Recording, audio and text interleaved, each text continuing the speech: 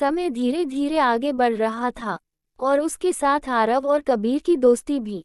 अब वे सिर्फ स्कूल के दोस्त नहीं रहे थे, बल्कि एक दूसरे की आदत, ताकत और सहारा बन चुके थे।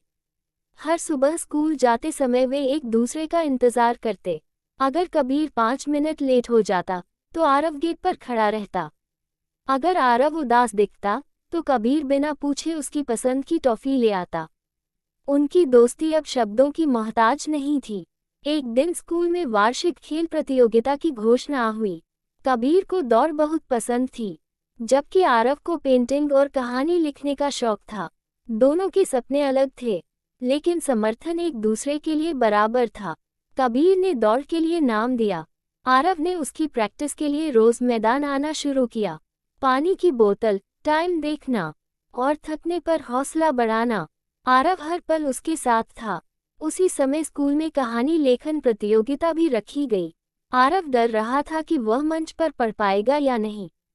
कबीर ने उसका फॉर्म खुद भर दिया और बोला, डर के आगे दोस्त खड़ा है। रोज शाम को दोनों साथ बैठकर तैयारी करते। कभी कबीर दौड़ता तो कभी आरव अपनी कहानी जोर जोर से पढ़ता। अगर एक हारता तो दूसरा जीतने का हौसला देता। प्रतियोगिता का दिन आया। मैदान में शोर था, तालियां थीं, लेकिन कबीर की नज़र सिर्फ एक जगह थी, जहां आरव खड़ा होकर उसे देख रहा था।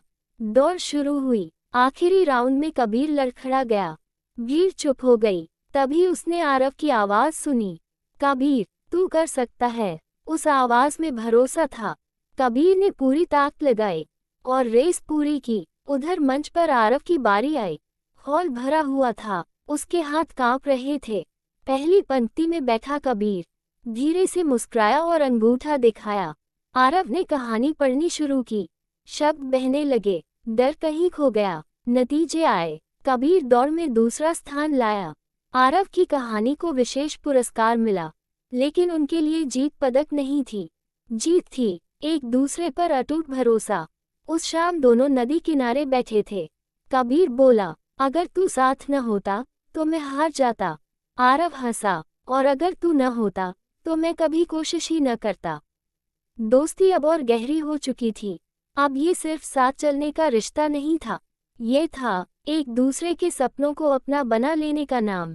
उन्हें नहीं पता था कि आगे उनकी दोस्ती की सबसे बड़ी परीक्षा आने वाली है, लेकिन ये तय था, ये दोस्ती अब आसानी से